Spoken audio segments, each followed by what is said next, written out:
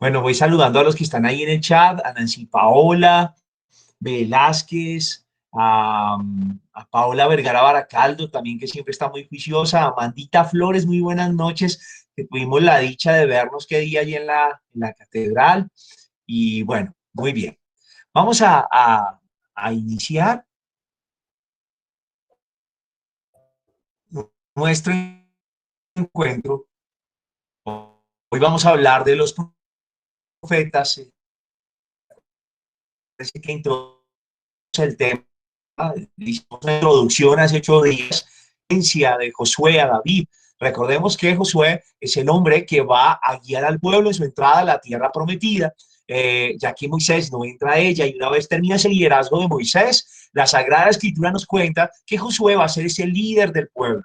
Entonces, desde Josué hasta David, que va a ser el rey emblemático, pues, de ese periodo monárquico en la vida de Israel. Sin más preámbulos, entonces, yo los invito para que nos pongamos en las manos de Dios, ahí donde estamos, cada uno desde nuestros hogares. Vamos a aquietar el corazón. Seguramente hemos tenido un día muy particular cada uno, y solo Dios conoce lo que cada uno está viviendo, sus angustias, sus alegrías, sus preocupaciones. Vamos a entregarle todo eso a nuestro Dios. Que le puedas decir ahí: Señor mío, aquí estoy, Dios mío, entregándote todo esto que soy, lo que traigo, lo que llevo en mi vida, mis preocupaciones, mis angustias, mi deseo de aprender más de tu palabra, lo traigo aquí a tu presencia. Bendito seas, Dios, que me amas, que me acompañas, que me fortaleces.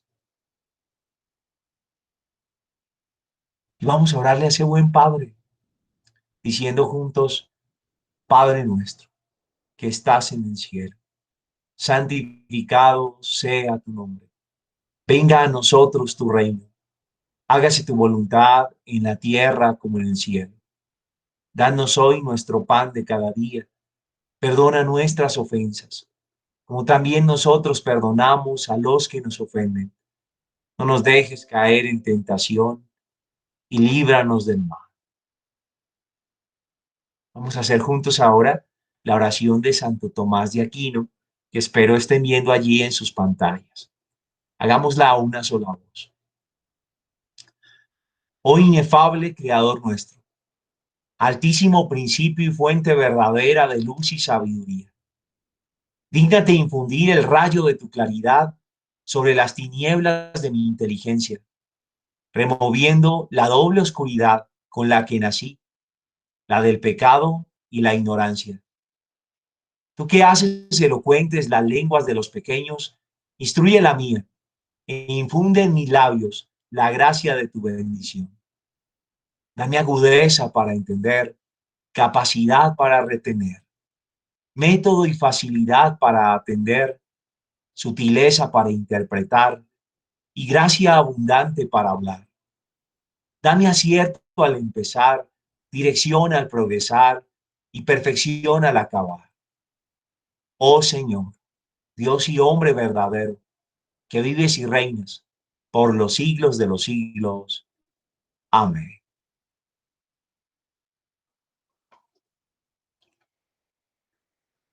Y vamos a empezar entonces, vamos a entrar en materia.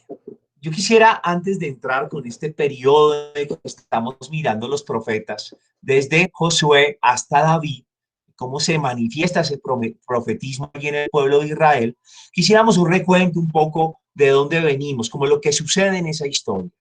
Vamos a verlo en la siguiente diapositiva. Para ubicarnos un poco, apenas Moisés muere, como se lo decía al principio, Josué toma la dirección del pueblo. Lo va a guiar en su conquista a la tierra de Canaán. Todas las diferentes tribus, ¿sí?, van a ser dirigidas por Josué en esa conquista de la tierra prometida. Después de que Josué tiene esa travesía, en ese introducir al pueblo a la tierra prometida, Josué también muere. Y eso va a implicar que haya como una crisis de liderazgo entre el pueblo. al morir Josué, pues el poder ya no va a estar centralizado en una sola persona, como lo estuvo desde que salieron de Egipto, donde la cabeza y el liderazgo lo llevaba Moisés.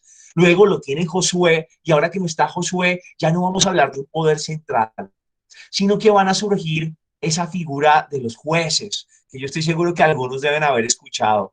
Jueces que son jefes locales, que surgen de manera ocasional, no se sientan en el poder como lo haría un rey, sino simplemente son liderazgos ocasionales que van a guiar al pueblo, lo van a alentar, le van a permitir tener la victoria sobre las amenazas de los pueblos enemigos. Eran muy frecuentes en esa tierra con los pueblos vecinos altercados o dificultades. Acerca de todo ello te va a hablar el libro de los jueces, que espero hayas empezado por ahí a leerlo, a echarle un ojito, que de vez en cuando le saques tiempo y lo veas, porque allí van a estar narradas todas esas conflictos, ¿sí? Con los pueblos de alrededor y el pueblo de Israel. Surgirá la figura de Samuel, ¿sí? Y este hombre Samuel, un hombre de Dios, viene de la tribu de Efraín. Va a ser bien importante esa figura de Samuel. Luego surgirá la figura del rey Saúl. El rey Saúl viene de la tribu de Benjamín e iniciará con él esa monarquía dentro del pueblo. Y finalmente vendrá otro personaje que es David. David viene de la tribu de Judá, lo puedes ver en la primera de Samuel, que es donde empieza como su historia, y va a ser ese rey emblemático, como que la época de oro de la monarquía en Israel está representada en el rey David. Esto como para contextualizarnos un poquito del derrotero, qué es lo que está pasando en el pueblo, cómo pasamos de un liderazgo único como el de Moisés al de Josué, cómo se rompe ese liderazgo único y empiezan estos pequeños caudillos o jefes locales que son los jueces, y finalmente cómo empieza la monarquía con estas figuras de Saúl y de David. Hablemos un poquito entonces de David, porque ese es el personaje, yo diría que central en todo este proceso de la monarquía, por decirlo así, con el pueblo. David va a ser recordado porque él va a agrupar a todas las tribus. Sí, tras la muerte de Josué, las tribus se vieron un poco separadas, ¿sí? Y van a luchar siempre por cohesión, van a estar en conflicto con otros pueblos. David va a ser aquel que se encargue de agruparlas. Va a poner a Jerusalén como capital de todo el reino y va a dejar allí el arca de la alianza.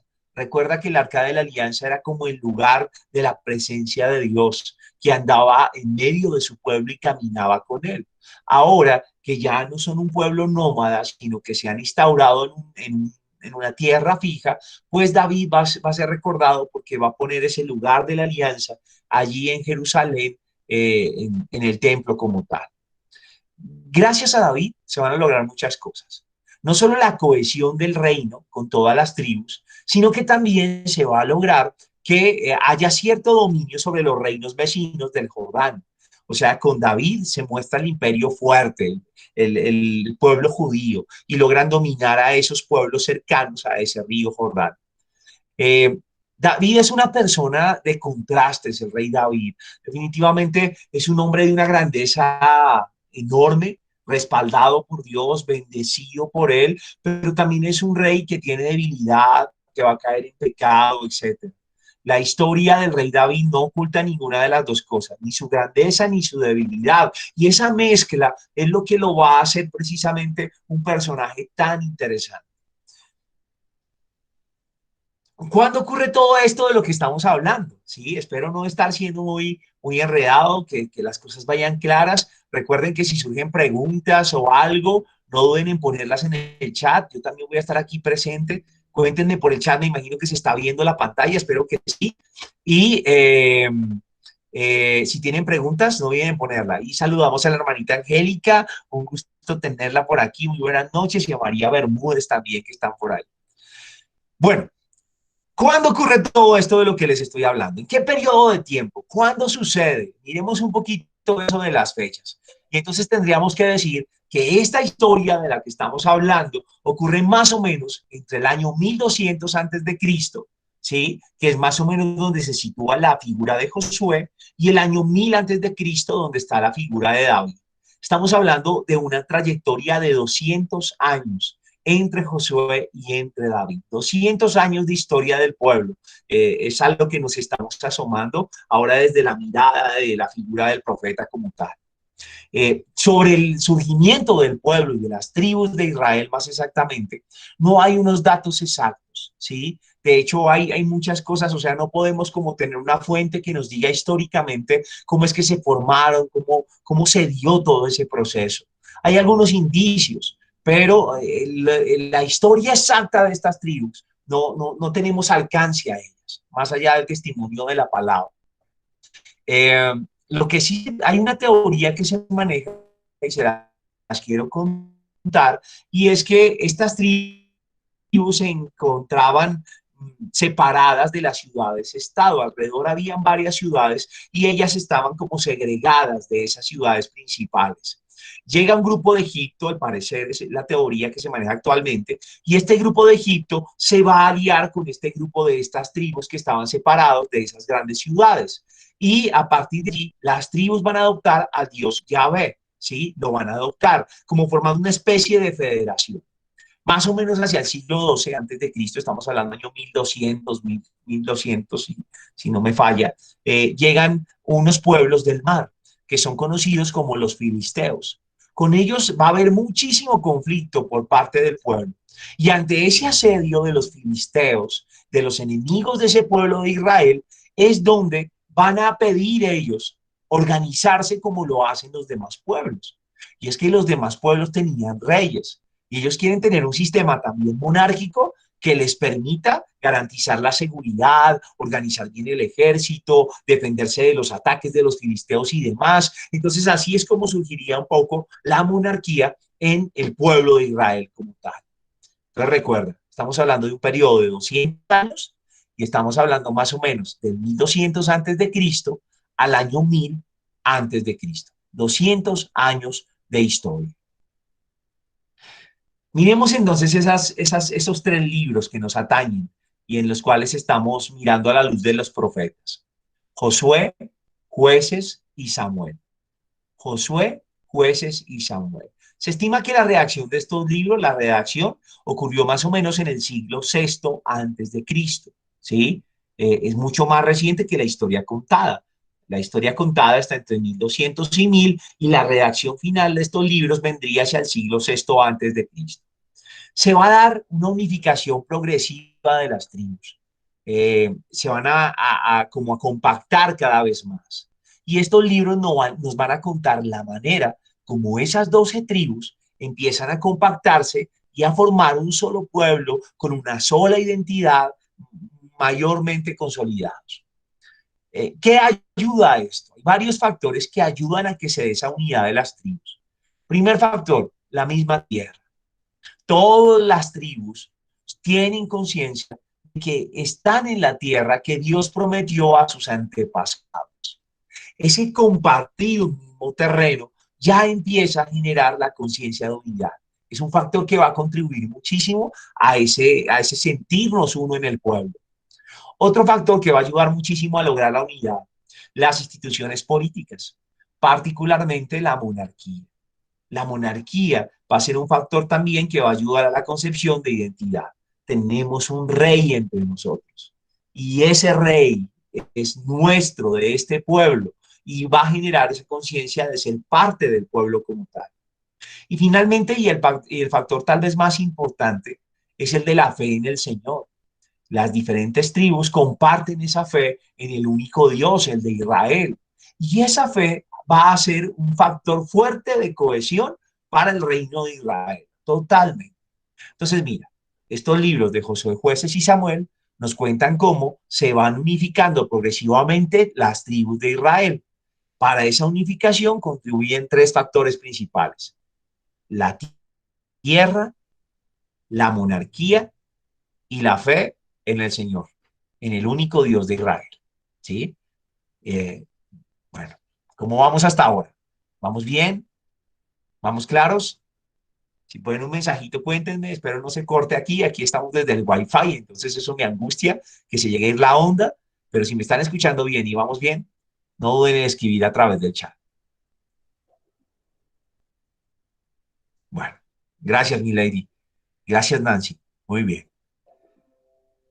Y entonces vamos ahora a mirar un poco cómo en estos libros se van a presentar, antes que nada, figuras de creyentes. Acuérdense que en la Biblia, y particularmente en el Antiguo Testamento, cada personaje termina siendo un modelo para el creyente, para quien se acerque a conocer esa historia. Cada persona del pueblo que oía, por ejemplo, hablar de un Moisés, que oía hablar de un Abraham, al escuchar sus historias, lo que tenía enfrente era un modelo, era alguien que podía inspirarle en su camino. Entonces eso es fantástico porque cuando miramos estos libros y sus personajes principales están ahí no por azar, sino que lo que viven esos personajes, las luchas que tienen, son un espejo, una enseñanza, tienen algo para nosotros. Caramba, busca la palabra que nos identifiquemos con ellos y podamos aprender y aplicar sus virtudes en nuestra vida también de fe y comunitaria. Así, por ejemplo, los personajes principales, Josué, Samuel y David de estas historias, tienen un rol determinado. Josué es el conquistador, es el que encabeza al pueblo en la conquista de Canaán, que es la tierra prometida. Samuel va a ser el juez, va a ser un juez allí. David va a ser la figura del rey, ¿sí? El monarca por excelencia. Junto a estas figuras de creyentes van a aparecer también otros personajes, no menos importantes, de pronto sí, con menos narrativa, o sea, los textos les dedican menos páginas a sus historias, pero también son personajes emblemáticos para la fe. Por ejemplo, va a aparecer Débora, va a aparecer Gedeón, va a aparecer Jonatán, que son jueces de Israel. Y hay otros que aunque tienen una vida, bueno, en sus historias se mezcla un poco más el pecado, algunos errores que cometen, siguen siendo emblemáticos y siguen siendo figuras de creyentes, como Jefté, Sansón o Saúl.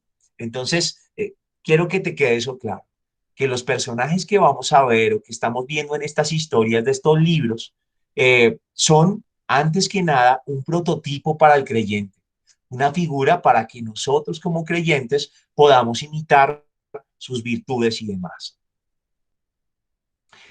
Hecha esta introducción un poco a estos libros, a lo que vamos a encontrar en ellos, al periodo histórico que comprenden, a los temas que más o menos abordan, vamos a hablar ahora de nuestro texto. Lo teníamos hace 15 días, así que yo espero que lo hayan leído. Bueno, si no lo leyeron, tranquilos, no hay problema, porque afortunadamente no los califico, así que no los voy a rajar, pero sí eh, quisiera, y ojalá lo hayan hecho, que compartiéramos un poco en torno a esos momentos de oración que algunos hayan podido vivir con este texto.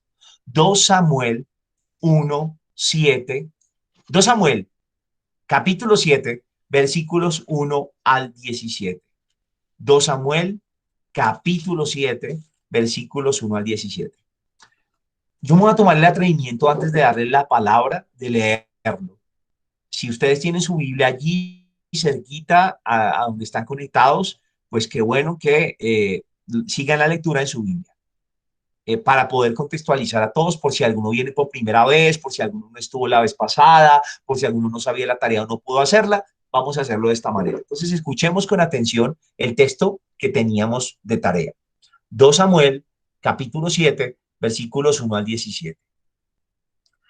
Cuando el rey se estableció en su casa, y Yahvé le concedió paz de todos sus enemigos de alrededor, dijo el rey al profeta Natán: Mira, yo habito en una casa de cedro, mientras que el arca de Dios habita en una tienda de lona.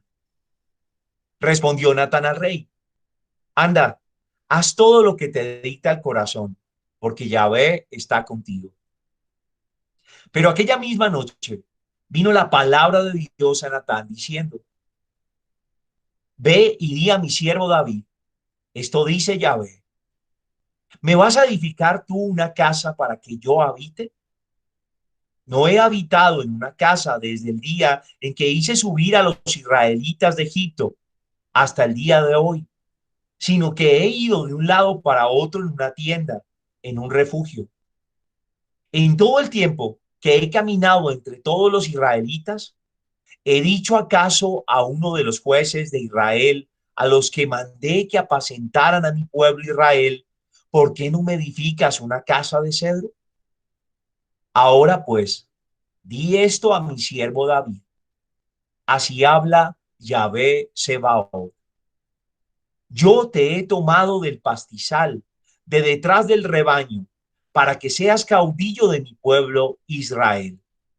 He estado contigo donde quiera has ido.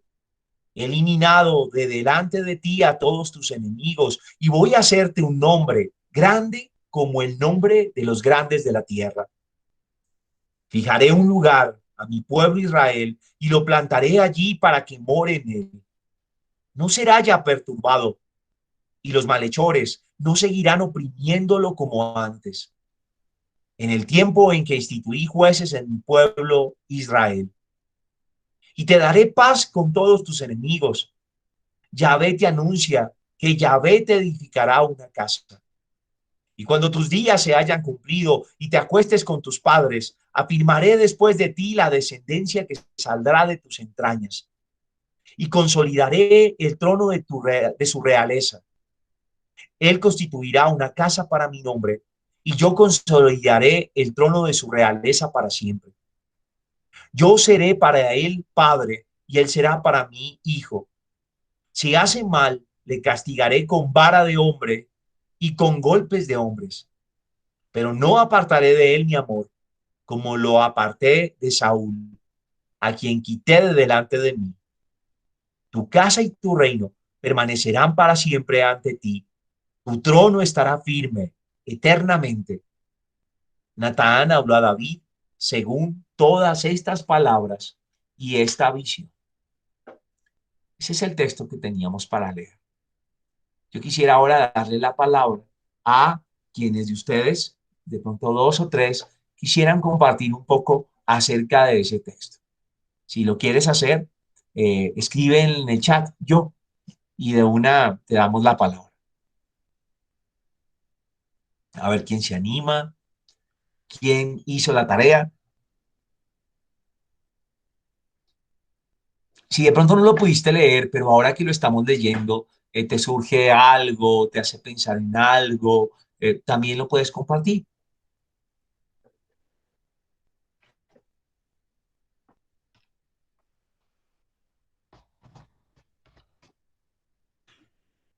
Perfecto. Ya por aquí veo a Viviana Valenzuela. Vivianita, te doy la palabra. Gracias, padre. Bueno, pues no sé qué tantos detalles quizás me escapen, pero pues hay dos cosas que siento que se destacan mucho. Una es como la recursividad que tiene el Señor para comunicarse con nosotros. Entonces, a veces puede que uno por error se distancie, pero digamos que Él siempre busca la manera de comunicarse con nosotros, incluso a través de las personas que nosotros pues que tenemos muy cerca o escuchamos mucho. Entonces, cuando vea como la figura bueno, usted, dígale a David esto, ¿no? O sea, como que se encargará como de usar a alguien para dar su mensaje, siento que es algo que aún se vive mucho.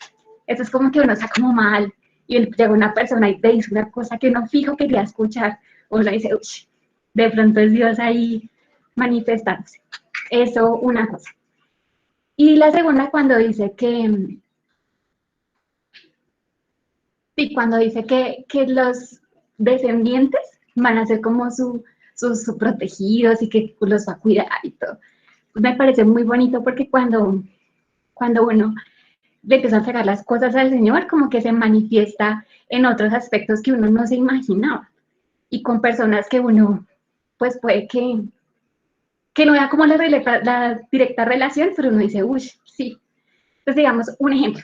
Tengo un familiar que quiero muchísimo y está pasando por una enfermedad. Y pues él no es mucho de ponerse a orar y eso, pero siento que el Señor ha hecho cosas grandes en mi vida a través de su bienestar. Entonces sí me parece como muy bonito eso. Y, y ya, pues como que no habla como tal de un templo físico, de pronto no sé si sea pues como tomado literal, pero pues sí también es bonito ver que así como él lo hace, también nosotros estamos como en el deber, lo veo yo así, de también regalarle esa herencia a nuestros hijos cuando tenga, a nuestros sobrinitos. El hecho del bautizo chiquitos es como un regalo para ellos. Entonces también me parece que es como muy acorde. No sé si tengan que ver, si se me escapen muchas cosas, pero pues son como las cositas que más destaco.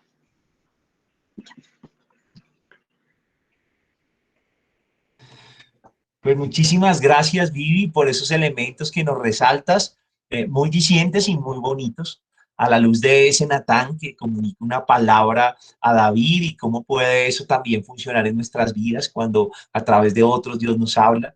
Me parece muy hermoso eso. Me llama la atención que logras identificar eso de la casa, del templo, y tú dices, yo no sé si se refiere solo a un templo físico, pero creo que, y quiero que dejar eso resaltadísimo, porque ahora vamos a hablar de eso, o sea, ¿de qué están hablando? ¿Están hablando de un templo físico o en qué momento empezaron a hablar de otra cosa? Ya lo vamos a ver. Pero muchas gracias, mi Vivi, por tu participación tan oportuna como siempre. Gracias. Voy a darle la palabra a María Elena, que fue la segunda que dijo yo. María Elena Varela, te escuchamos.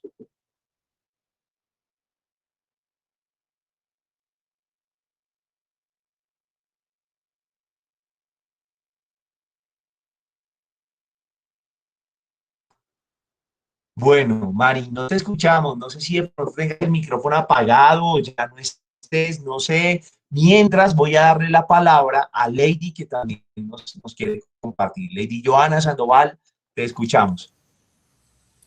Definitivamente este texto, pues no sé si me adelanto mucho, pero es ver cómo Dios cumple la promesa en el mismo Jesús y en esa muestra de amor que él a través de Natán promete a David, porque finalmente él le dice que él, a partir de él dará como una descendencia perpetua, su reino prácticamente sería perpetuo y no tendría ese fin. Entonces es muy bonito ver cómo Dios definitivamente cumple sus promesas y este es un texto donde nos muestra eso.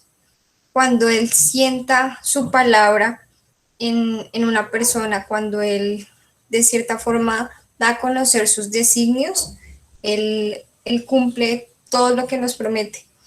Y en esa búsqueda pues también me identifiqué mucho con el texto en ese sentido, porque creo que ayudando de cada uno de los pasos en mi vida. Y, y finalmente él logra a través de Natán dar a conocer la promesa de lo que él quería hacer con el pueblo de Israel y devolverle esa esperanza que necesitaban en ese momento que estaban pasando de dificultad.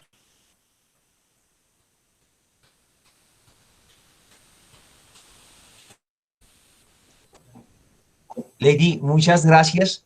Y me encanta que hayas también hecho esa comparación. No te adelantas, descubres un detalle muy bonito del texto. Y es que, caramba, o sea, ahorita lo vamos a hablar más en detalle, pero ciertamente la descendencia de David no siempre estará en un trono como monarquía. O sea, que esa promesa de Dios podría pensar se rompió, no se cumplió. O sea, Dios le dijo que el trono no se apartaría de su lado y pues fue mentira. Si se interpreta literalmente, sería un fracaso de esa promesa. Pero en realidad esa promesa se cumple en Jesús y ahora lo vamos a ver después. Así que Lady, me encanta que hayas podido descubrir esa promesa se hace realidad en Jesús y descubrir cómo Dios siempre cumple sus promesas aún en medio de renglones torcidos. Él escribe derechito y lleva todo a buen fin. Entonces, muchas gracias por hacernos notar ese detalle del texto. Y bueno, finalmente, claro que sé que se anima, no hay problema, hoy me encantaría escucharlos. Finalmente voy a darle la palabra por ahí a Ana Zubilla que dice que quiere hablar. Ana Zubilla, te escuchamos.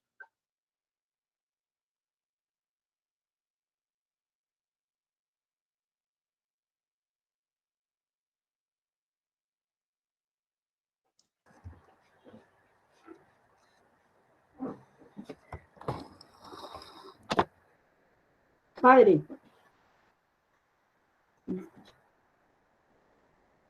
Sí te escucho, dale, adelante. eh, me encanta mucho eso de que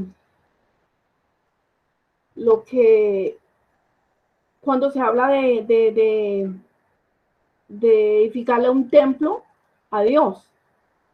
Y pues yo decía, puede ser un templo de piedra, pero también puede ser la vida espiritual.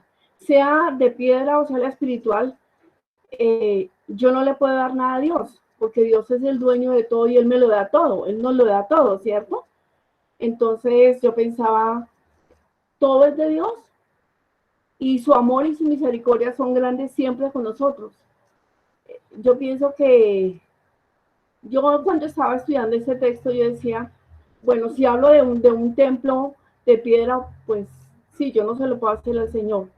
Y si hablo de un templo espiritual, yo no puedo hacer nada en mi vida, si no es por gracia y misericordia de Dios que Él dirija mi vida. Me centré como mucho en eso, Padre.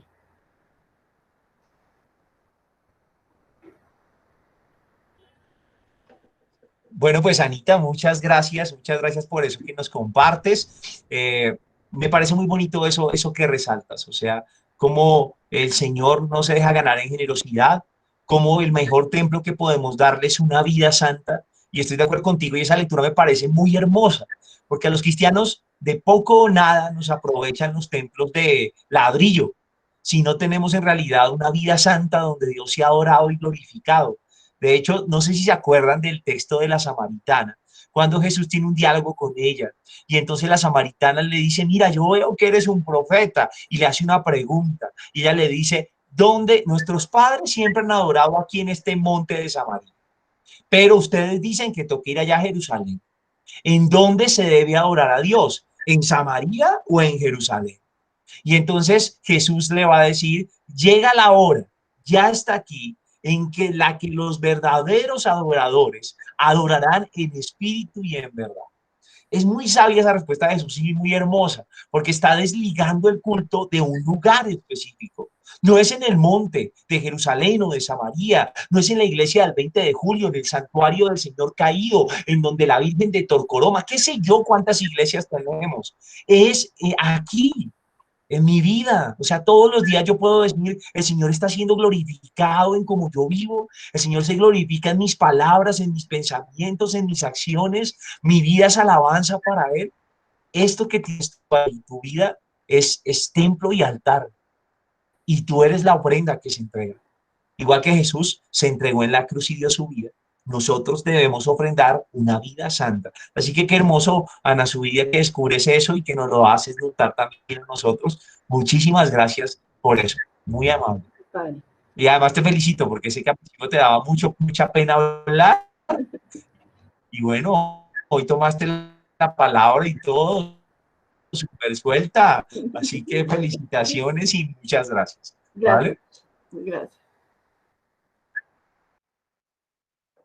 Bueno, vale. Entonces, ahora vamos, me encantó escucharlo, sé que seguramente tendríamos mucho más por decir. La próxima espero se animen más, hombre, sacamos el tiempo, no importa, y nos oímos. Aquí también habla Dios, eso es lo hermoso, que cuando uno de ustedes comparte lo que Dios ha dicho, de seguro está iluminando también a nosotros los demás que le escuchamos.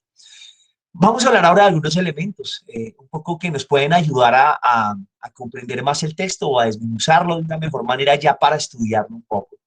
Y lo primero que yo tengo que decirles al respecto es que este es un texto construido, está perfectamente construido, tiene una intencionalidad ese texto. El texto que miramos de 2 Samuel capítulo 7, versículos 1 al 17, tiene dos escenas bien claras. La primera escena está en esos primeros 4 versículos. Ahí hay una escena. En esa escena aparece la toma donde David va a hablar con Natán. Está clarísimo, o sea, hay un lugar, dos personajes claros, primera escena, primeros 4 versículos, en donde le dice David acerca de su intención a Natán de construirle un templo al Señor, y Natán le dice, ve y haz según te dice el corazón. Fin de la escena, primeros 4 versículos. Y hay una segunda escena que tiene ese texto y está en los versículos 5 al 18. En ella aparecen dos personajes, Dios y Natán. Y en esta ocasión es el Señor el que toma la iniciativa de dirigirse a Natán para hablar con él. Entonces, un texto claramente construido a partir de dos escenas. Primera, David va a buscar a Natán para comentarle su intención. Segunda, Dios se dirige a Natán para hablar de ciertas cositas. Esa segunda escena es más amplia que la primera. Miren que la constituyen 13 versículos, mientras que la primera escena solo tiene 4 versículos.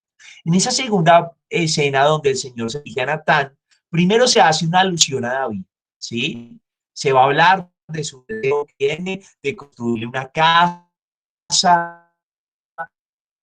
Eh, David inicialmente está pensando en un templo, está pensando en él, inicialmente, pero luego ese término casa no solo para Dios como que rechaza la intención de David. No sé si logran percibir como que Dios dice, me va a construir una casa, si yo ni siquiera se la pedido a los jueces, si yo quisiera una casa les habría dicho, háganme una casa. Miren que parece el Señor como que rechaza ese proyecto, como que dice, no, este hombrecito, ¿quién le está pidiendo casas? Más o menos, ese es el sabor que daría en ese primer momento. Más adelante, en los versículos 8 al 12, ya deja de ser la referencia al proyecto de David tiene que le plantó Natal en la escena primera y empieza a hablar Dios de su proyecto, que es lo que él quiere, ¿sí? Y todo lo que implica esa bendición, que es famoso como el de los más grandes nombres de la historia, que va a tomar con su dinastía, que los va allí. En el versículos 13 al 16 se habla nuevamente de la construcción de la casa. Esta no la va a hacer David, sino que dice la palabra de Dios, él constituirá una casa para mi nombre y yo consolidaré el trono de su realeza para siempre. Entonces, es la descendencia de David, la dinastía la que está ahí presente. Es de David quien será el encargado de construir ese templo para Dios. Y a cambio, Dios también promete fidelidad eterna para esa dinastía. Miren que es una fidelidad que eh, tiene en cuenta, una fidelidad que tiene en cuenta la posibilidad de que los hijos de David la embarren y se equivoquen. O sea, lo que está diciendo aquí Dios en su palabra es, mire que dicen, lo corregiré con palabras de hombres y le daré cobre, pero no voy a apartar mi bendición de él. Entonces, la palabra del Señor, la promesa de Dios sobre guardar y proteger esta dinastía va más allá de los errores que puedan cometer de David, de sus faltas. Tanto a pesar de ellas, él aplicará las correcciones, pero los mantendrá en su trono. Ese es como el armazón de esa segunda escena, de cómo vemos está adecuado y construido en dos momentos fundamentales. Hay un juego de palabras y por eso decía que resaltar lo que Viviana nos hacía notar, porque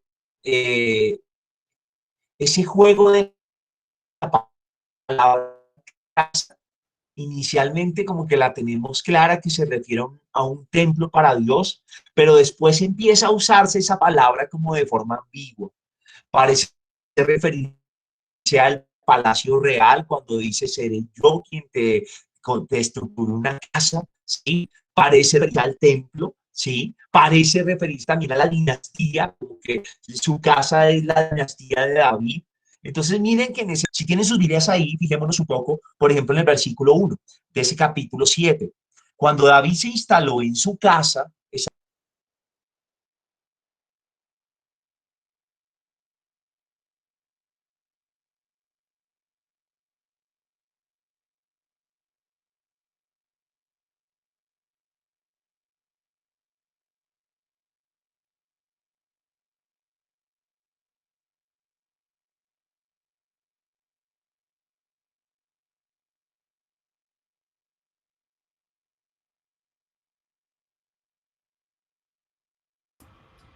Al parecer,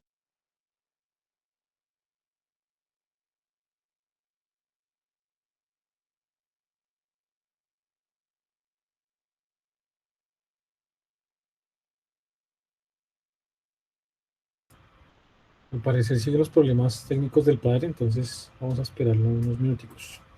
¿Vale?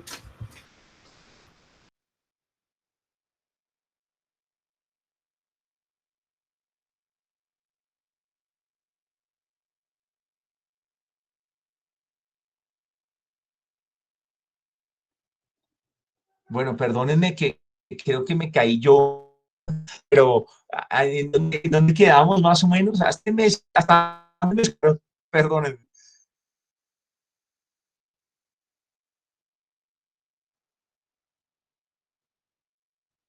Alguien que me escriba o me hable por su micrófono y así retomamos, perdón, qué vergüenza. Eh, pues cuando nosotros estábamos escuchando, estabas retomando el primer versículo, cuando David se estableció en su casa, y ahí, pum, se cayó. Bueno, muchas gracias, David. Entonces miren que Vale. en ese primer versículo, cuando David se instaló en su casa, se está refiriendo la palabra al lugar físico, una casa donde vive David, ¿sí? Pero si continuamos, vamos al versículo. Padre, qué pena lo interrumpo. Como su merced se salió, ya no nos está presentando pantalla. Ok, muchas gracias, Jonathan, por la aclaración y aquí se las voy a poner. Vale, padre, yo creo que su merced como que tiene un problema hoy con el internet. Si quiere, puede apagar la cámara y así con eso, pues lo escuchamos. Listo, súper, ya la apago. Vale. Muy bien. Entonces, miren, si vamos al versículo 2, habla, yo estoy instalado en una casa de cedro, está diciendo David, mientras que la arca del Señor está instalada en una tienda. Aquí el uso de la palabra casa nuevamente está refiriéndose a un lugar físico donde guarecerse. Está clarísimo, ahí no hay ambigüedad. El versículo 5 es donde nuevamente aparece la palabra casa. Si lo tienen en sus Biblias pueden verlo ahí. Y en el versículo 5, ¿es tú quien me va a construir una casa para que me instale en ella? Nuevamente aquí, en boca de Dios, se está refiriendo a un lugar físico donde guarecerse, donde instalarse. En el punto 6, en el versículo 6 dice, yo me he instalado en una casa desde el día en que saqué de Egipto a los israelitas hasta hoy. He estado peregrinando de un sitio a otro en una tienda que me servía de santuario. Aquí la palabra casa muestra como relación con un templo, pero no un templo construido en una gran ciudad, sino llevado itinerante en medio de la peregrinación del pueblo. Y es la casa aquí suena más a morada. Es como yo he puesto mi morada en medio del pueblo, andando de un lado para otro en una tienda que me servía de santuario. Miren que ya la palabra empieza a tomar otra connotación. Se va más por el lado de morar, de estar en medio de. En el versículo 7, hacia la parte final, dice, hablando de los jueces, a quienes establecí para pastorear a mi pueblo Israel, que me construyera una casa de cedro, se pregunta si no Luis hubiera pedido eso. Nuevamente se está refiriendo a un lugar como donde morar, esa casa de cedro como tal. Más adelante volvemos a encontrar la palabra en el versículo 11 y dice, además el Señor te anuncia que te dará una casa. Cuando hayas llegado al final de tu vida y descanses con tus padres, mantendré después de ti el linaje salido de tus entrañas. Mira que aquí la palabra casa ya no suena como que le va a dar un ranchito, sino que suena, es que le va a mantener su descendencia. Casa empieza a significar entonces descendencia. Está cambiando. Si logran ver la ambigüedad de esa palabra como tal, es una palabra que toma diferentes connotaciones a lo largo del texto. Se puede referir a un palacio real, a un templo, a la dinastía. Dos verbos se asocian a esa palabra casa en el texto. Por un lado está el verbo instalar y por el otro está el verbo construir. Están relacionados. El instalarse y el construir.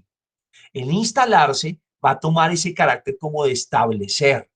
Dios es el sujeto de la acción ahí. Dios es el que lleva a establecer.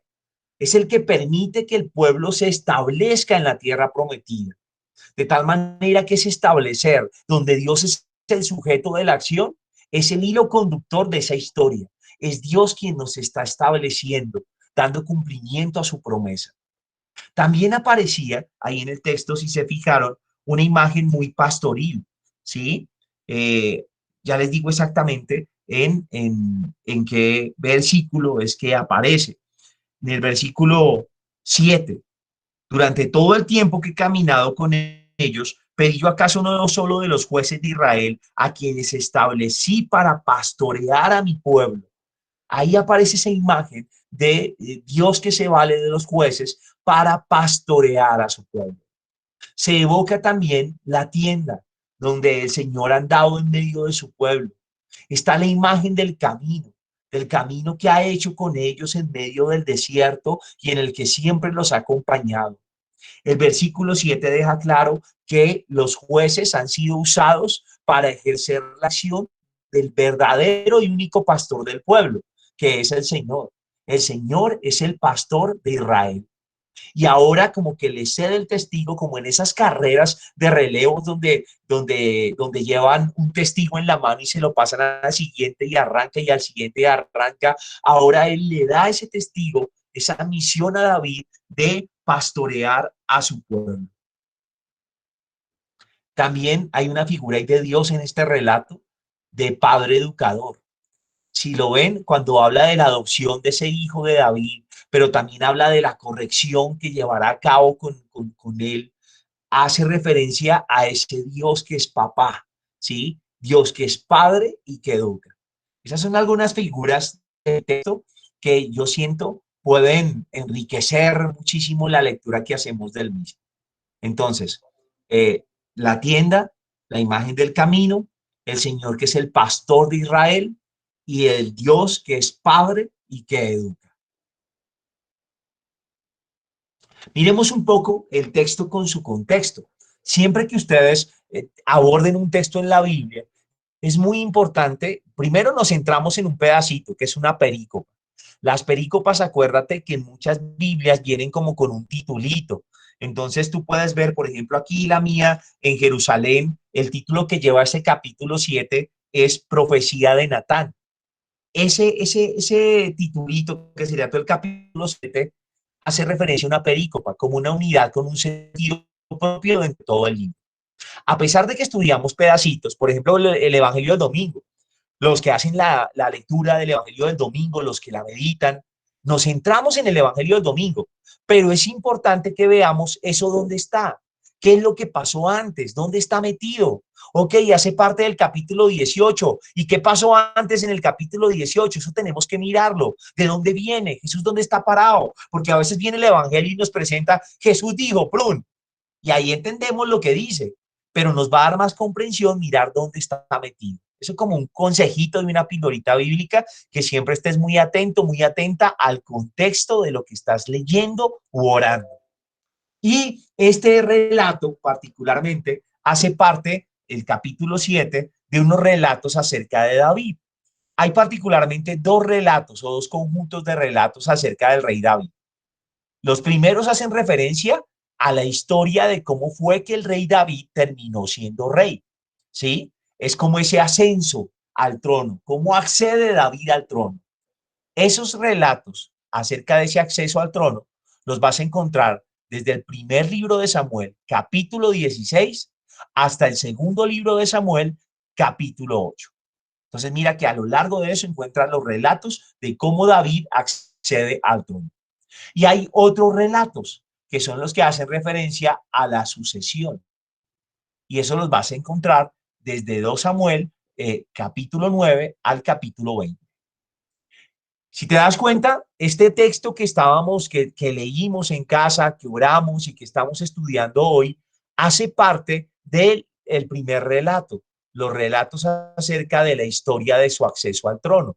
Está ubicado en el capítulo 7, versículo 1 al 17, por lo que haría parte de esa historia de su acceso al trono como tal.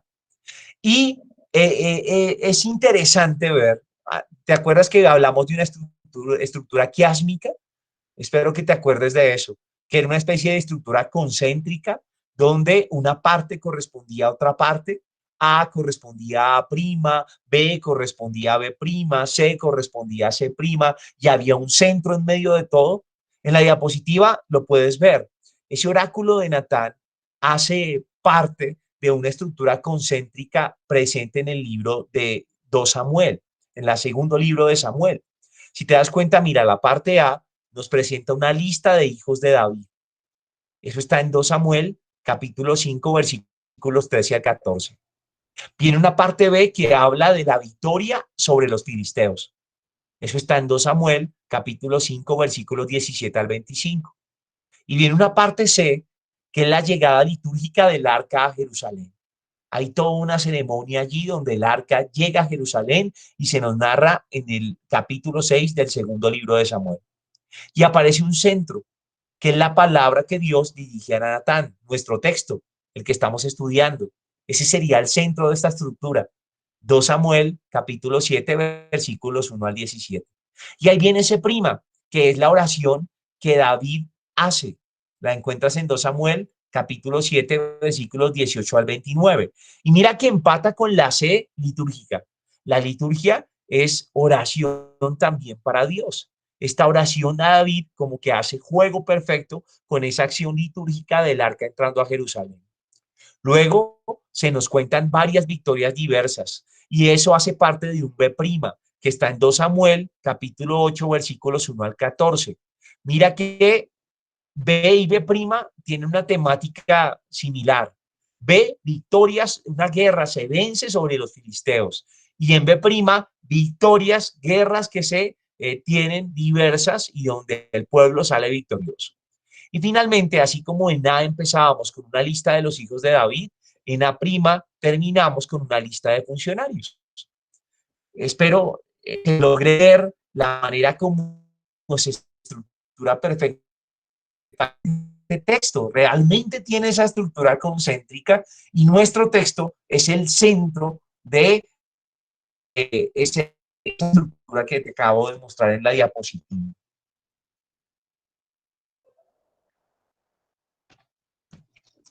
Quiero hablarte aquí de un tema que es la ideología real. En todos los pueblos del Oriente Antiguo, que donde había reyes, esa figura del rey se idealizaba, como que se veía casi como un dios, era casi sagrado el rey. El rey tenía una connotación no solo de poder político, sino incluso muchas veces religioso, ¿sí? ¿Y eso en qué se nota?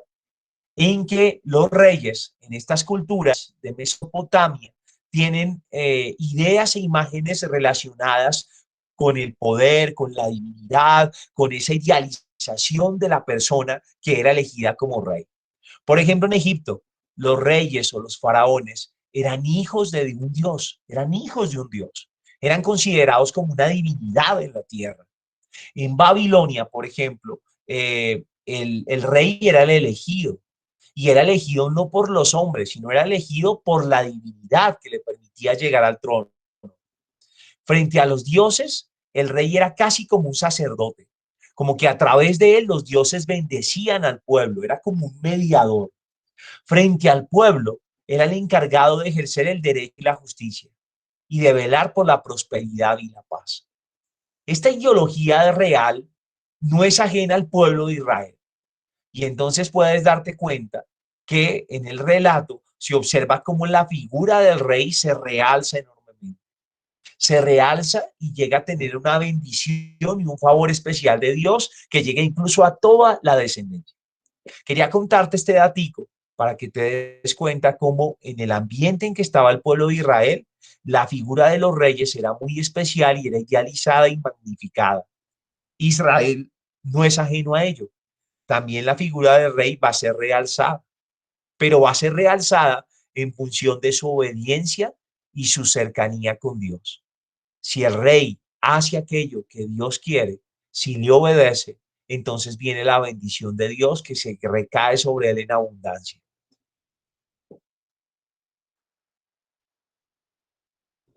Y aquí, finalmente, sobre este texto, quiero hacer notar algo que ya nos hacían notar ustedes en los comentarios de los que hicieron las intervenciones acerca de su oración personal con el texto.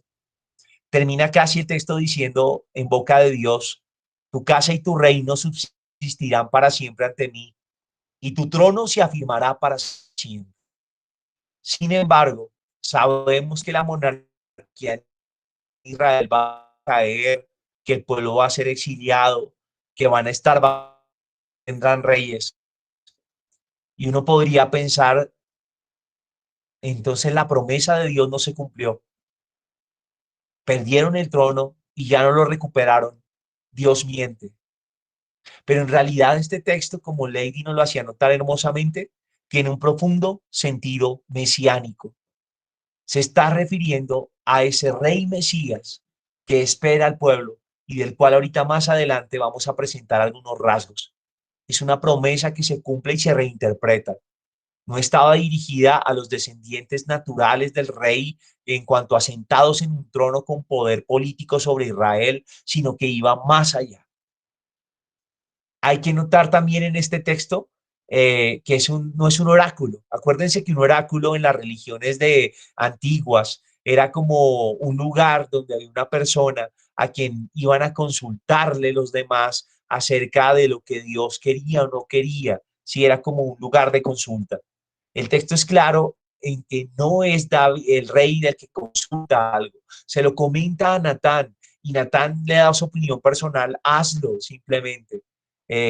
La mediación, las palabras de Dios pasan a través del profeta y vendrán por iniciativa propia de Dios. David ya se fue dispuesto a hacerlo y es Dios el que interviene y decide decirle: mira, ¿tú me piensas construir a mí un templo? Dios es allí, aparece como el único Señor de los acontecimientos pasados y futuros. Ese texto que leíamos nos habla de la historia de Israel porque la evoca, pero también nos habla del futuro, de esas promesas que hace a David. Y Dios está presente en todo eso, en pasado, presente y futuro. Es el Señor de toda la historia. Es el único guía de los hombres. Dios se muestra en ese texto como el único que puede guiar y llevar a cada quien por el camino que le corresponde. Ha sido Él quien ha escogido a David, quien lo ha puesto como jefe de su pueblo. Es elección divina. Y la tarea de David va a ser reinar, como lo decíamos en ese ideal real, reinar en el derecho y la justicia. Si quieres ver 2 Samuel 8:15, allí puedes encontrar una referencia a esto. Dios promete educar a su sucesor. No se niega que van a haber castigos, pero se deja claro que hay una diferencia entre la manera como actúa el monarca, el descendiente de David. Él puede actuar de X o Y manera, bien o mal, pero otra cosa es lo que le promete: conservar su dinastía, su casa, su realeza, su trono van a estar a salvo. Una cosa serán las acciones del monarca y otra cosa es esta promesa que Dios hace a David y que cumplirá a pesar de los errores del monarca descendiente de David. Y ahí aparece un Mesías ideal. Ese Mesías ideal va a surgir, el ideal de Mesías que tiene el pueblo, que también nosotros vemos realizado en Jesucristo, va a tener relación con este sucesor de David, pero no va a tener la dimensión política que se tener en el texto. ¿A qué me refiero con esto? Cuando leemos el texto por primera vez y de pronto no tuviéramos el referente de todo lo que ya sabemos de Jesús, pensaríamos que Dios está prometiendo a David un sucesor en el poder, en el trono, en el poder temporal, esa dimensión política.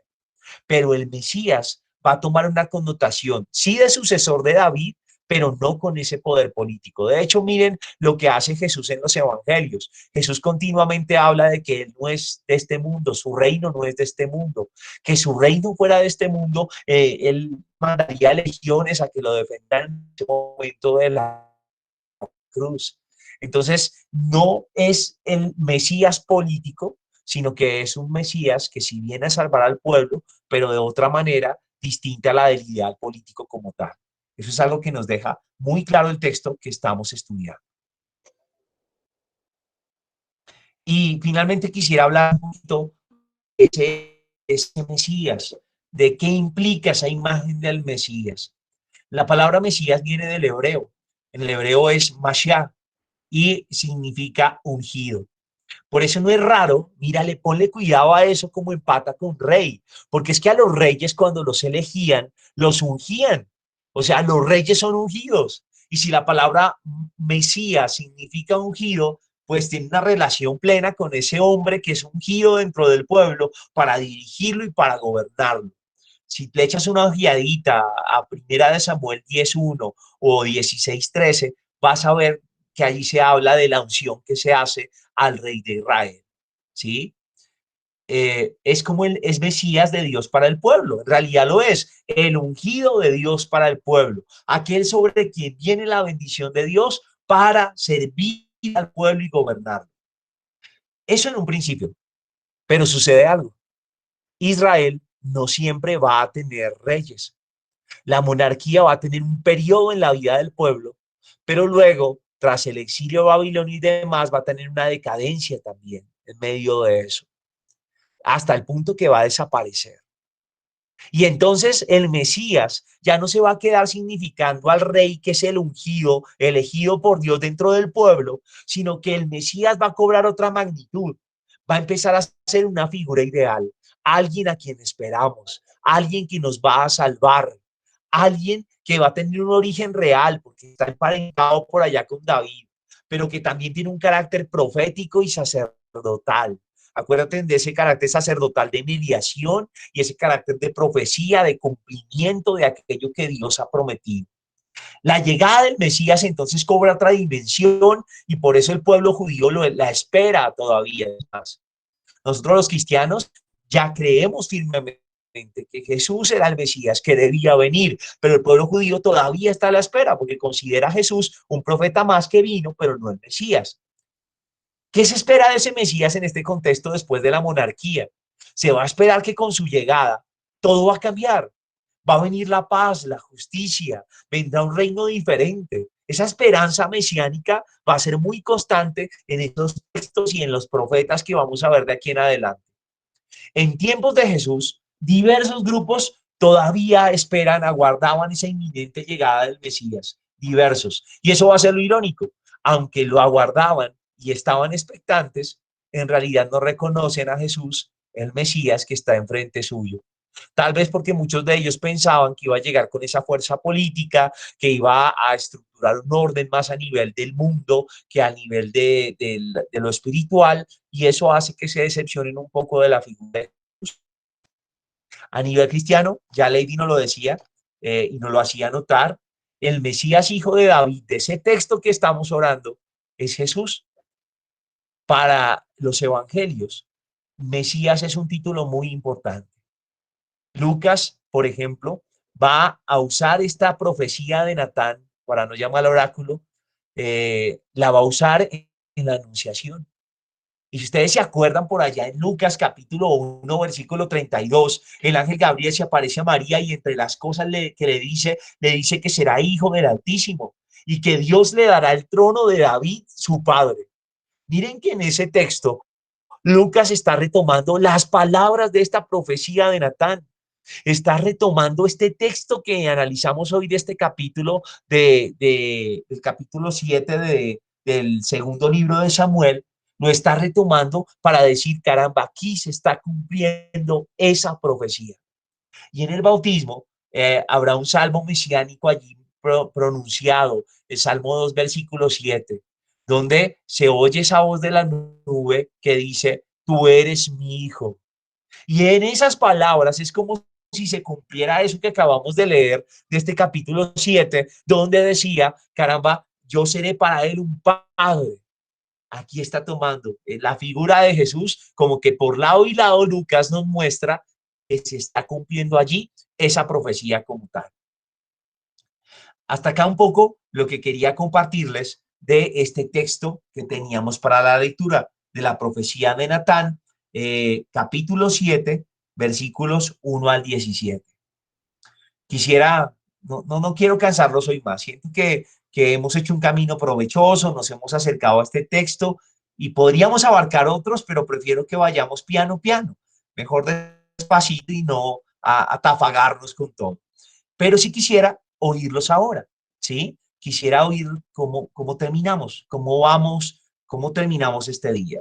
¿Fue más claro un poco con los elementos que vimos? Definitivamente no, quedamos más enredados. ¿Cómo estamos? ¿Quién se anima a compartir un poco? Padre, ¿puedo hablar y de paso hacer una consulta? Por supuesto, dale, Lady. Bueno, como siempre, yo creo que de cada encuentro terminamos como con muchísimas enseñanzas y con mucho más interés, por lo menos de mi parte, de poder continuar con este curso. El acercamiento ha sido muy interesante y cada vez que uno se acerca un poco a la palabra, siento que ya no la ve ni la lee con los mismos ojos, sino que realmente Dios va mostrando cómo nos va iluminando en muchísimas cosas de la vida cotidiana. Entonces, de verdad, muchas gracias. Y por otro lado, yo en algún encuentro tenía una inquietud y hoy que retomamos esta figura del oráculo y bueno, de la profecía como tal, yo te preguntaba que en las iglesias de nuestros hermanos separados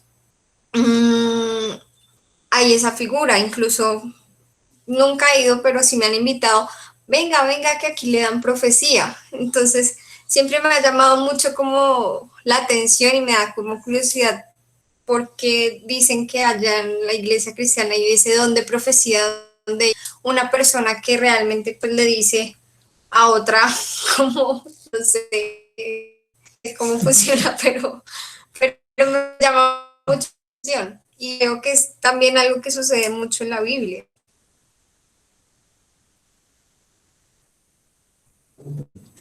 Bueno, muchas gracias, Lady, por esa pregunta que haces. Recordemos que en una sesión pasada hablábamos un poco de esta labor de los profetas, que más que ser un adivinar o un vaticinar el futuro, aunque en algunos apartes ciertamente vaticinan cuáles serán las consecuencias del comportamiento del pueblo si no varían su comportamiento, lo que hacen ellos es anunciar de parte de Dios un mensaje relacionado con el cumplimiento de la alianza como tal, y lo hacen invitando muchísimo a la conversión y usando palabras y signos. En estas iglesias protestantes ciertamente se hace esto del don de profecía, dicen así, bueno, las profecías, y te dicen un poco como qué puede pasar o el Señor que te está diciendo, y eso suena supremamente atrayente. Es tan atrayente, voy a hacer un parangón que puede ser, con todo el respeto lo digo, pero es tan atrayente como el horóscopo. El horóscopo tiene su picantico para muchos cristianos, tristemente, pero es así. Imagínate que me digan qué va a pasar. Uy, yo sí sabía que me iba a encontrar con alguien y el horóscopo lo dijo esta mañana y eso sí lo dijo. Es como ese deseo de que nos digan qué va a pasar con nosotros, para dónde vamos a coger, si me va a ir bien, si no me va a ir. Y entonces, pues claro, eso suena interesantísimo y chévere, pero hay un peligro detrás de cosas como un horóscopo, guardando las proporciones. O sea, una cosa es eso y otra cosa es lo que hacen allí, porque tienen un carácter más religioso y hay que respetar también. Pero yo diría, eh, ¿será que esta profecía y esa manera de proceder en esas iglesias va de la mano con la confianza en Dios? ¿O será que parece contradecir la confianza en Dios? ¿Tú qué opinas, Lady? Pues justamente cuando estas personas que son cercanas me han hablado del tema, me llama la atención es precisamente porque son tan entregadas a Dios y en donde una persona les dice tal cosa y de verdad sucede. Entonces, por eso es que sin nunca haber ido ni nada, me causa curiosidad porque son personas muy entregadas a Dios y uno dice, ¿de verdad Dios está hablando a través de esa persona? Entonces, por eso me genera el cuestionamiento, realmente. No porque sean, no sé, personas que quizás simplemente van por eso, no, pues también en su fe son muy entregadas a la palabra, a la oración, al asistir a sus encuentros y demás, y en donde se ha cumplido pues lo que les han dicho en sus congregaciones. Ok. Entonces, es como curioso. Sí, mira, yo a lo que invitaría es a esto, y es, para los cristianos, hay otras herramientas acerca de cómo saber cómo caminar en la voluntad de Dios. Yo no necesito que alguien me diga algo que yo no puedo saber y que me lo vaticine o me oriente. Mira, existe la oración, por ejemplo. Si yo oro todos mis proyectos, si los pongo todos en manos de Dios, si busco la voluntad del Señor, existe la dirección espiritual, por ejemplo, en la iglesia, que es magnífica y es algo ordinario. Poder acompañarme de alguien a quien yo le cuento mi vida, mis dudas, hacemos camino juntos y entonces discernimos juntos y oramos para que el Señor nos muestre cuál es su voluntad. Existe la sensibilidad a las cosas comunes, porque Dios todo el tiempo nos está hablando. Tú nos decías, Lady, al principio, no, era Viviana. Viviana decía, caramba, como muchas veces yo estoy en una situación que estoy viviendo y llega una persona y me habla de tal manera y yo siento, uy, definitivamente es Dios ahí hablándome. Mira cómo en lo ordinario Dios habla. Dios usa lo ordinario, sino que a veces nos hacemos sordos. Y prestamos más atención cuando nos dicen, es que allí están dando profecía y todo, y entonces como que dice, wow, y sí será, pero venga, muestre. Y se nos olvida descubrir al Dios del ordinario. No sé si se acuerdan de la figura del profeta Elías, que el Señor lo lleva al monte Oreb para ver a Dios. Y entonces él escucha un fuerte huracán, un fuego, un estrépito, y en ninguno de ellos está Dios. Y viene una brisa suave y ahí le dicen, sal, que Dios está pasando. Dios ocurre y acontece y nos muestra el camino en medio de lo cotidiano. Entonces yo creo que va más a eso. O sea, eh, voy a averiguar un poco más sobre el fenómeno, ¿sí? Voy a adaptarme un poco más de eso, porque también sé que, por ejemplo, en nuestra iglesia católica hay corrientes también, por ejemplo, relacionadas con lo carismático y usan algunos de estos dones y demás. Quiero también proponerles que hablemos un poquito más de esos dones en concreto, qué son y cómo los podemos entender y vivir, porque es una realidad también espiritual que está en medio de nosotros, pero que quiero que la orientemos bien. Entonces me comprometo a profundizar más en el tema. Por ahora sí, Súper, se va muy orientado también a eso, sí, a entender dones y demás. exacto, y entender realmente entender cómo es que operan esos dones, pero sobre todo cuidado con el gran peligro, y es que mi fe, eso puede pasar que entonces hay personas que se pueden volver dependientes de la profecía, y entonces que si no voy a que la persona me diga, dígame, mire, yo ya hice lo que el Señor dijo, pero entonces ahora qué tiene para mí, y entonces empiezo a generar una relación de dependencia con el instrumento y no con lo otro. Pasa en nuestra iglesia católica. Alguien aparece con el don de lenguas y la gente ya termina diciendo, ay, no, ore usted por mí, que es que usted ora tan bonito, es que usted el Señor la escucha más porque usted tiene el don de lenguas. Ey, espera, estás desvirtuando lo más hermoso y es que Dios escucha a sus hijos porque los ama. Entonces tenemos que tener cuidado de que eso no nuble mi relación con Dios, de que no se realcen instrumentos que son medios y queden como fines. Y de que mi confianza en Dios no dependa de que me den profecía o no. Mi confianza en Dios está en que yo sé de quién me he fiado y sepa o no sepa lo que vea. Vea el futuro, no me importa, porque es que Dios está conmigo. Y esa confianza no la supera nadie. Eso es lo más cristiano que puede haber. Entonces, eso como para cerrar ahí un punto de esta meditación y me comprometo a eso, a averiguar un poquito más al respecto y a poder hablar un poco de esos dones, carismas del Espíritu y discernirlos juntos aquí. Vamos a abrir un espacio para eso, ¿vale?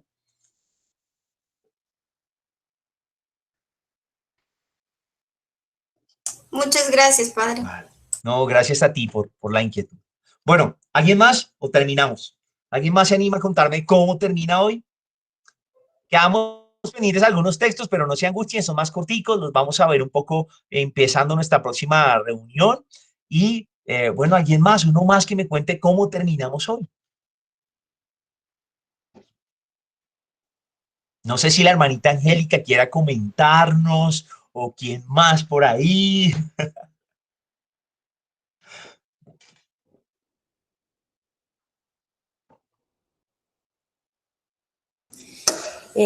No, padre, pues muy contentas, muy agradecidas por la profundidad con la que estamos viendo estos textos.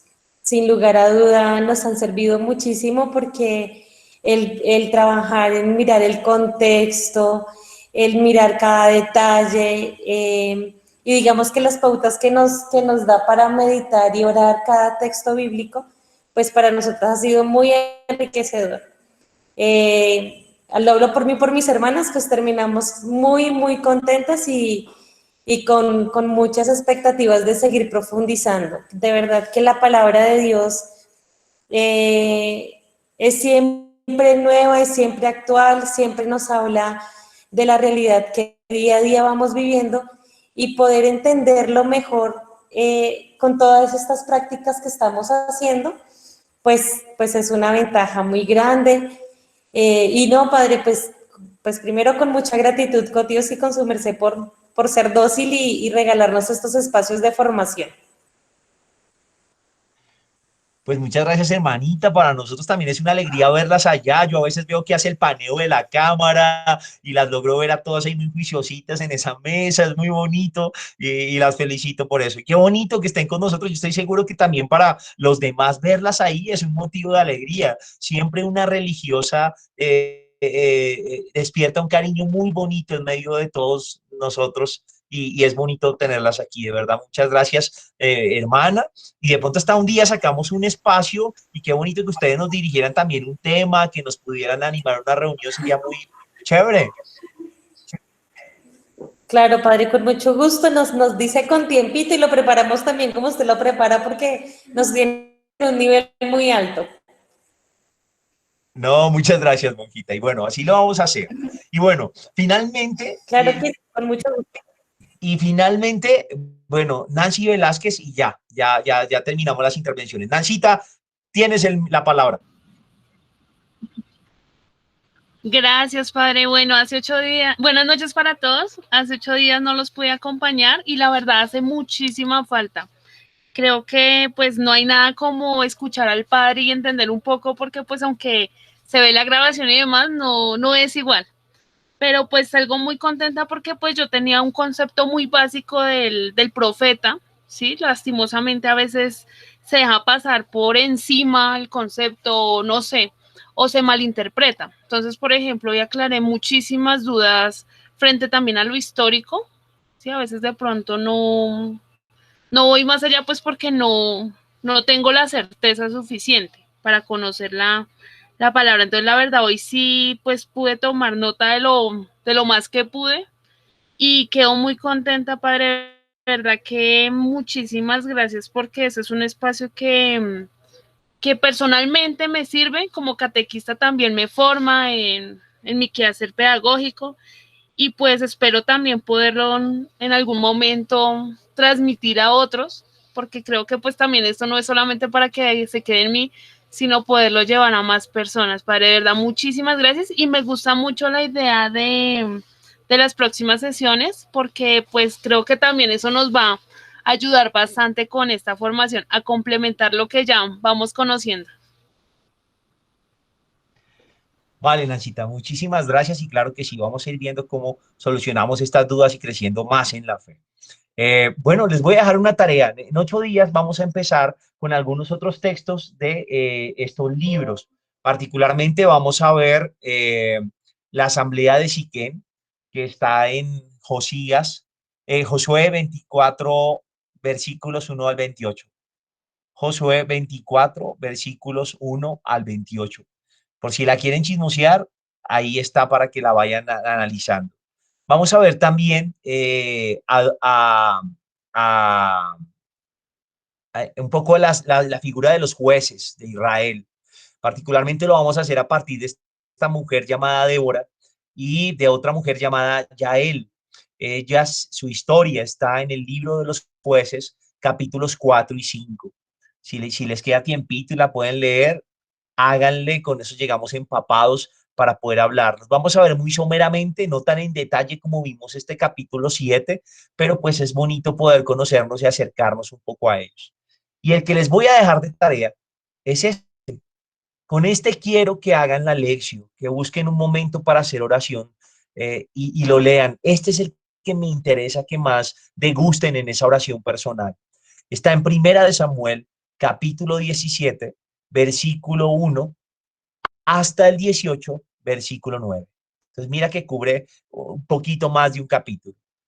Todo el capítulo 17 hasta el 18, versículo 9. Den una leída, es un texto que a mí me parece muy hermoso, que sé que les va a decir muchísimas cosas y que también lo vamos a ver someramente, pero que me parece que es bonito que lo puedan orar, porque algo el Señor ahí les va a decir al momento de vida que está viviendo. Entonces, para hoy en 8, vamos a meditar 1 Samuel, capítulo 17, hasta 18, versículo 9. Y vamos a terminar nuestro dándole gracias a Dios que nos permitió compartir este instante. Yo los invito para que nos pongamos en la presencia de Dios así como estamos. Si quieres cerrar tus ojos, si quieres simplemente respirar allí en pausa, recibiendo esa paz que nos trae siempre el encontrarnos con Él. Quiero invitarte a que pienses en por qué te gustaría darle gracias a Dios en este instante. Dios es ese Dios bueno que cumple sus promesas, que no se deja ganar en generosidad. David quería hacerle una casita y él termina bendiciéndole hasta la no sé cuánta generación y garantizándole un Mesías. Ese es Dios. Tú le das 5 y él se desborda. ¿Por qué le quieres agradecer? Pero también, ¿qué le quieres pedir? ¿En qué área de tu vida necesitas que Dios se desborde y se muestre así de generoso en bendición? Oye, ese texto nos recordó que Dios es papá. Dile ahí a tu padre, ¿en qué necesitas que se derrame esa bendición? Preséntaselo ahí. Dile, Señor, igual que David, yo estoy aquí y quiero hacer de mi vida un templo para ti. Yo también quiero construirte una morada en mí, en mi mente, en mi corazón. Igual que David, yo también necesito que me bendigas. Y en esta noche clamo por tu bendición. Díselo ahí a Dios con tus palabras.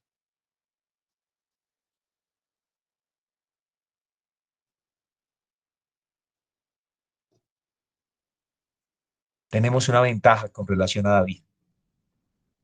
Y es que también tenemos palanca. Por eso vamos a pedirle a mamita María que ella interceda por nosotros para esa bendición que Dios nos quiere dar. Dios te salve María, llena eres de gracia. El Señor es contigo. Bendita tú eres entre todas las mujeres. Bendito es el fruto de tu vientre, Jesús. Santa María, Madre de Dios, ruega por nosotros pecadores, ahora y en la hora de nuestra muerte. Amén. Gloria al Padre, al Hijo y al Espíritu Santo.